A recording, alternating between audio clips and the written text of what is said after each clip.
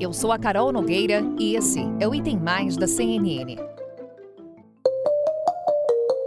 A cidade de Los Angeles, nos Estados Unidos, é a sede, nesta semana, da 9ª edição da Cúpula das Américas. O evento, organizado pelo governo norte-americano, reúne desde 1994 líderes de países caribenhos, das Américas do Sul, do Norte e Central, para debater assuntos relevantes para a região. Neste ano, o tema é Construindo o Futuro Sustentável, Resiliente e Equitativo. Um dos desafios é buscar um consenso entre governos de diferentes perfis em torno de temas como democracia e direitos humanos. Mas a pauta da reunião, que terá a participação do presidente Jair Bolsonaro, também inclui outros assuntos, como antecipou o Itamaraty ao analista de política da CNN Brasil, Caio Junqueira. Só para situar, o embaixador Pedro Miguel, ele é o responsável na estrutura do Itamaraty pelas relações do Brasil com os países da América, né? Por isso, secretário das Américas. E logo está à frente aí de toda essa negociação da participação do Brasil na Cúpula das Américas e,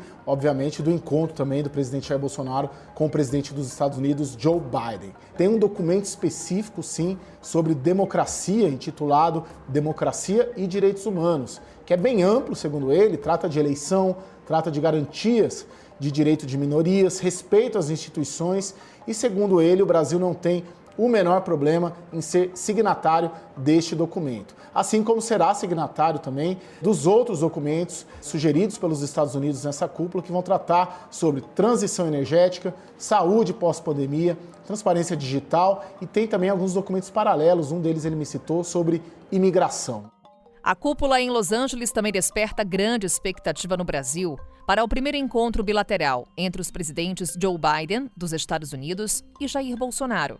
Nas últimas semanas, o evento também ganhou destaque com a notícia de que os Estados Unidos não convidaram representantes de Cuba, Nicarágua e Venezuela para a reunião. Chefes de Estado de México, Bolívia e Honduras manifestaram descontentamento com a exclusão dos três países e disseram que não participariam do encontro sem a formalização do convite a todas as nações das Américas. As críticas à seleção de convidados dos Estados Unidos coincidem com o momento de crescimento da influência da China na região. O governo chinês, segundo maior parceiro comercial da América Latina, classificou como exploração a forma como a Casa Branca se relaciona com os vizinhos.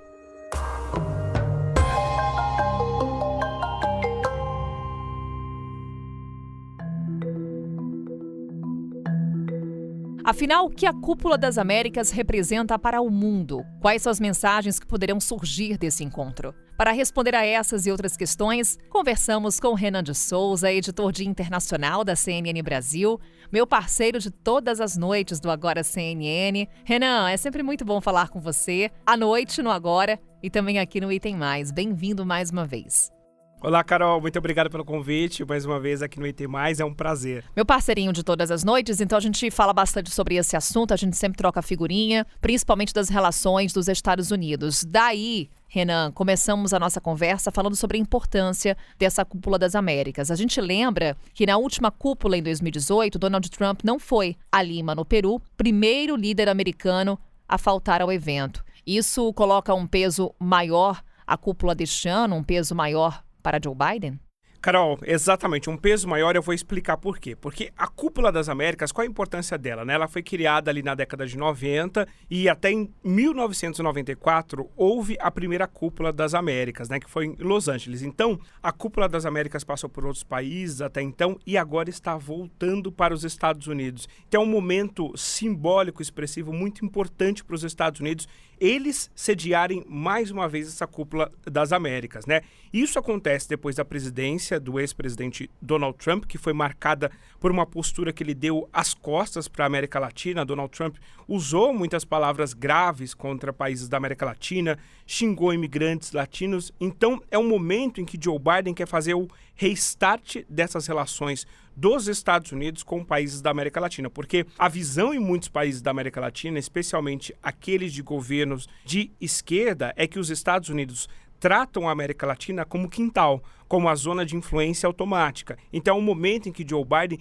quer fazer esse restart com as relações. Por isso a importância dessa cúpula, mas antes de começar, ela já está cheia ali de polêmicas e tantos desafios que a gente tem que entender até que ponto o presidente Joe Biden vai conseguir suprir esses desafios. Porque se a gente analisar o histórico da Cúpula das Américas, nunca houve um avanço expressivo na América Latina. Nessa cúpula de 1994 foi quando os Estados Unidos introduziram a ideia de ALCA, a Área de Livre Comércio das Américas, né? Todo mundo que estudou na década de 90 deve lembrar falar desse termo, algo que nunca se concretizou, essa zona de livre comércio entre as Américas, justamente pelas relações complexas que há na América Latina, né? Então, agora, o que ele promete é justamente falar de comércio nessa nova cúpula. Então, é um dos pontos principais.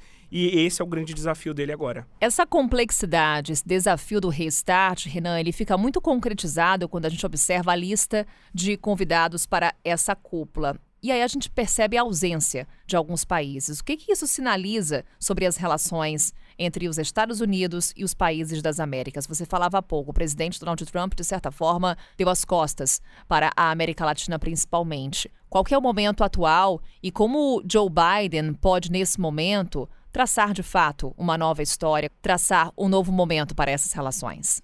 Carol, talvez o primeiro erro do presidente americano Joe Biden tenha sido, até então, a ideia de não convidar Cuba, Nicarágua e também a Venezuela, né? Cuba, porque nessa cúpula são chamados os chefes de Estado da Organização dos Estados Americanos. Cuba, naturalmente, não é convidada desde 1959 devido à Revolução Cubana. Então, o governo americano tem essa relação histórica de dificuldade de relação com Cuba, né? Agora, a Venezuela, os Estados Unidos não reconhecem Nicolás Maduro como o presidente venezuelano, reconhecem Juan Guaidó, mas ao mesmo tempo seria impossível os Estados Unidos chamarem Juan Guaidó para essa cúpula. Em relação a Nicarágua, Daniel Ortega, o presidente, começou o 4º mandato em novembro do ano passado, né? E os Estados Unidos consideram essa situação um golpe, já que ele mandou prender opositores e está no poder. Só que não chamando esses países, né, já é o primeiro desafio, porque aí gerou uma divisão no bloco, porque alguns outros países, como México e Argentina, até chegaram a ameaçar em algum ponto não ir para a Cúpula das Américas. Ou seja, se o objetivo é melhorar as relações, se o objetivo é construir uma relação propositiva com os países da América Latina, esse começo já foi errado, né? Então, esse restart talvez teria que ter começado também convidando esses outros países. Agora, a Casa Branca diz que ainda analisa alguns convites de última hora e pode convidar não alguém do alto escalão de Cuba, mas alguém de um baixo escalão para mostrar, para fazer um gesto positivo, principalmente para o México, que não tem muito interesse nesse momento em ir na cúpula, e Biden precisa de México para falar sobre imigração na América Latina, porque a imigração é um problema doméstico para ele. Então pode fazer essa sinalização de chamar alguém do baixo escalão de Cuba para tentar fazer com que o presidente López Obrador mude de ideia e vá, de fato, para essa cúpula que é de tão interesse do presidente Joe Biden. Os Estados Unidos precisam aumentar a influência nessa zona frente ao avanço da China nessa região. A China já é o segundo maior parceiro comercial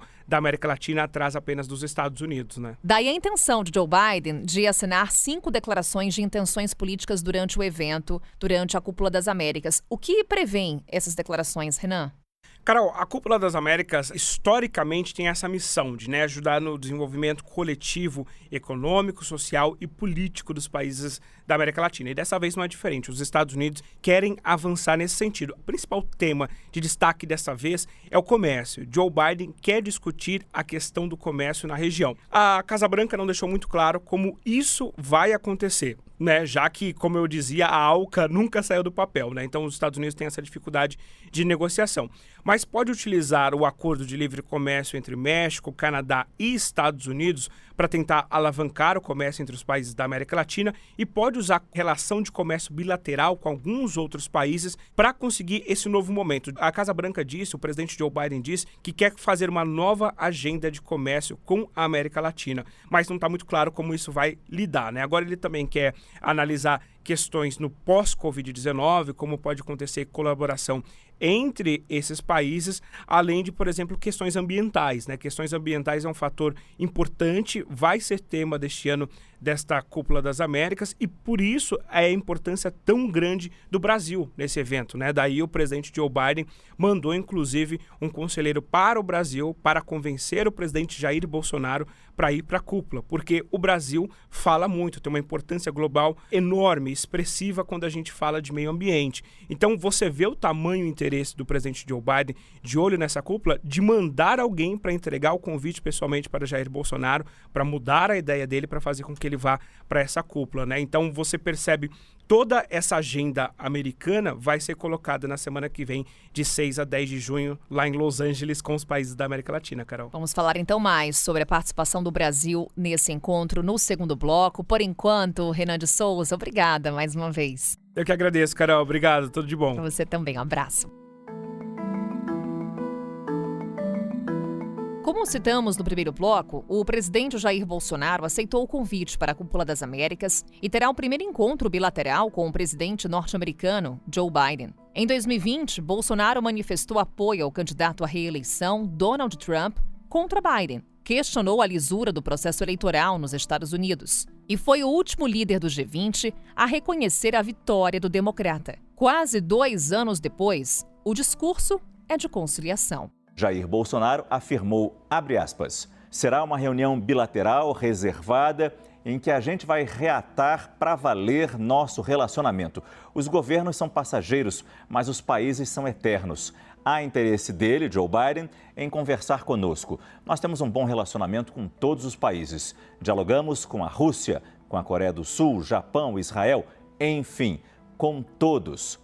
Um dos temas que o presidente dos Estados Unidos pretende abordar com Bolsonaro é meio ambiente. Mas a lista de assuntos desse encontro é extensa. A avaliação dos americanos, que chegou até os diplomatas brasileiros, é de que Biden pretende abordar formas para combater o desmatamento, em especial na Amazônia, que todos sabemos cresceu durante o governo Bolsonaro. E outro assunto prioritário na agenda de Biden, conforme nós mostramos aqui no dia 19 de maio, é sobre democracia e eleições. A ideia, já transmitida a diplomatas brasileiros, é de que Biden trate com Bolsonaro de assuntos ligados à cúpula, né? Evidentemente, como os benefícios que as democracias podem oferecer às suas populações e garantir acesso a direitos humanos, especialmente às populações marginalizadas. E a informação que circula no Itamaraty, porém, é que essa agenda bilateral ainda não foi finalizada e poderá ser incorporada com outros temas globais, como a guerra da Ucrânia. E nesse contexto, temas domésticos que estejam sendo sentidos também nos Estados Unidos e no resto do mundo, como inflação, escassez de fertilizantes e segurança alimentar, também poderão entrar.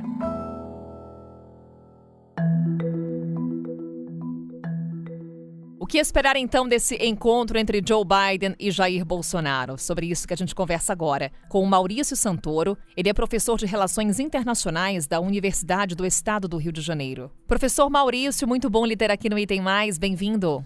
Muito obrigado, o prazer é meu. Prazer é nosso, professor, porque estamos aqui ansiosos com relação a esse encontro entre Joe Biden e o presidente Jair Bolsonaro. Inclusive, o assessor de Joe Biden disse que a conversa entre os dois presidentes vai abranger uma gama de tópicos que são bilaterais e citou a importância da relação entre Estados Unidos e Brasil. Para começar, professor, qual que é o tamanho dessa relevância do ponto de vista econômico? E como você classifica o atual relacionamento político entre Joe Biden e Bolsonaro? Bom, vamos começar pela importância econômica dos Estados Unidos e do Brasil. São as duas maiores economias das Américas. Os Estados Unidos a maior economia do mundo, o Brasil a 9ª maior, e até agora os dois presidentes desses países não tinham se encontrado. Essa reunião na Cúpula das Américas vai ser a primeira vez que Biden e Bolsonaro estarão frente a frente. Então isso por si só já tem uma relevância política muito grande. Atualmente, os Estados Unidos são o segundo maior parceiro comercial do Brasil. Estão atrás da China, mas eles ainda respondem por alguma coisa em torno de 10% do mercado das nossas exportações e investem muito dinheiro no Brasil, praticamente todos os setores relevantes da nossa economia. Então é uma relação muito importante do ponto de vista da política externa brasileira, do ponto de vista do comércio, dos investimentos, e é uma tentativa também de se tentar remediar alguns problemas, algumas tensões nesses relacionamentos entre Brasil Brasília e Washington que aconteceram nos últimos anos, principalmente por questões ligadas ao meio ambiente. Quer dizer, há uma preocupação muito grande do governo americano com o desmatamento da Amazônia, porque preservar a floresta é absolutamente essencial para o combate à mudança climática, para o enfrentamento ao aquecimento global. Então, um desejo muito grande por parte dos americanos em engajar o Brasil nesse tipo de iniciativa, em ter o governo brasileiro colaborando com esses grandes objetivos americanos. Então, isso é um grande desafio. Os dois governos não pensam da mesma maneira com relação a esse tema. E também um ano importante, né, tanto para Biden quanto para Bolsonaro, enfrentam eleições, enfrentam ali problemas de popularidade baixa. Então, tem um interesse grande entre eles de se chegar em algum tipo de diálogo. Vários pontos que o senhor destacou, professor, que eu gostaria de aprofundar, a começar pela questão do desmatamento. Entre as 5 declarações que os Estados Unidos pretendem assinar, uma diz respeito ao futuro verde. Justamente os americanos vão tratar sobre desmatamento, que é um assunto, como o senhor falava, muito sensível na relação entre Washington e Brasília. Qual que deve ser o encaminhamento dessa declaração, professor?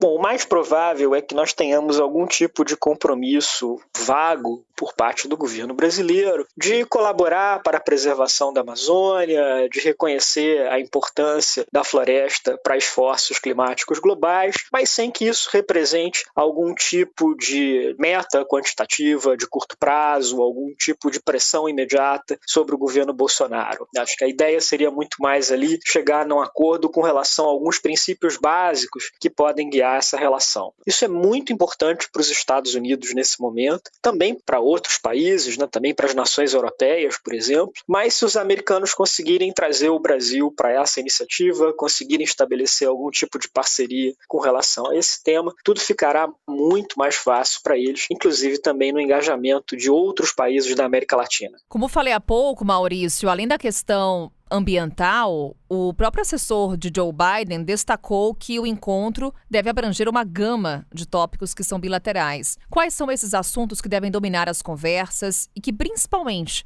geram interesse para o Brasil?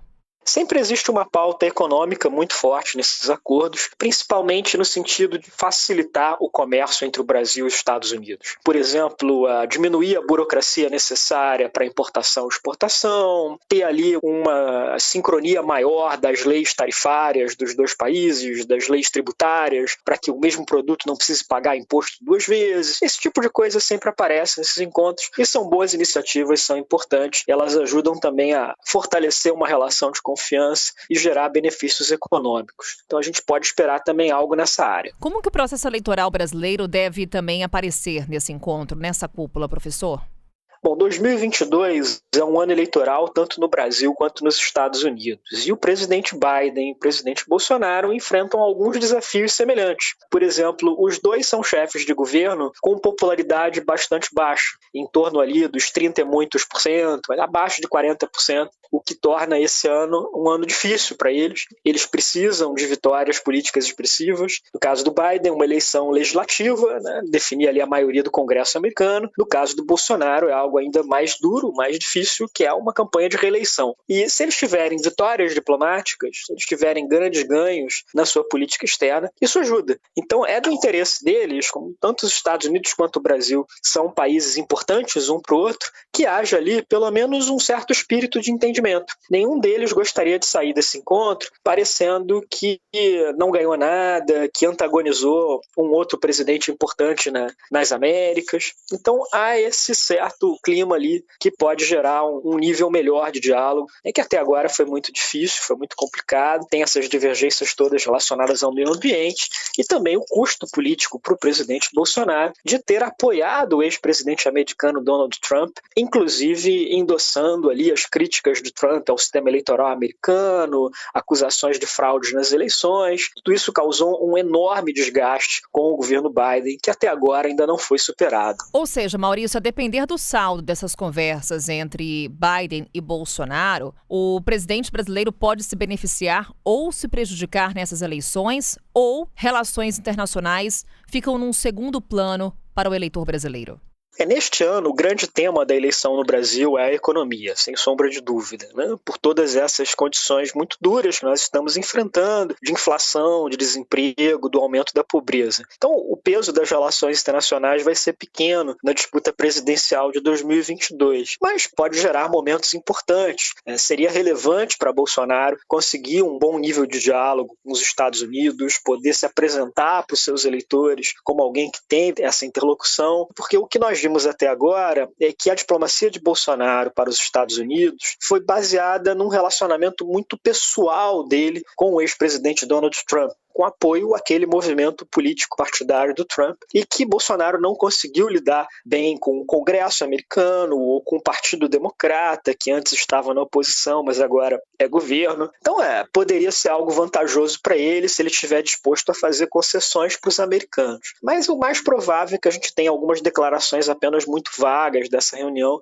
dado ali o tipo de coalizão política que o presidente Bolsonaro comanda, o tipo de interesse que ele precisa beneficiar para se manter no cargo, a dificuldade mesmo de se chegar a um consenso com os americanos sobre esses grandes temas como o meio ambiente. Professor, portanto, em ano eleitoral, tanto nos Estados Unidos quanto no Brasil, um encontro como esse, de certa forma, acaba beneficiando, já que são abertas outras portas para diálogos, correto? Sempre é importante, né? E no caso do Biden, ele tem sido muito criticado pela falta de uma política externa coerente para a América Latina. Tem respondido muito às emergências que têm aparecido na região, mas sem ter uma visão de longo prazo para o diálogo com os países latino-americanos. Então, se de alguma maneira ele conseguir estabelecer com o presidente Bolsonaro, né, que é o presidente do maior país da América Latina, isso seria muito vantajoso para o governo americano. Professor Maurício, mais uma vez obrigada por essa conversa. Foi um prazer. Fica aqui o convite para uma próxima. E até lá. Muito obrigado, Carol. Um abraço.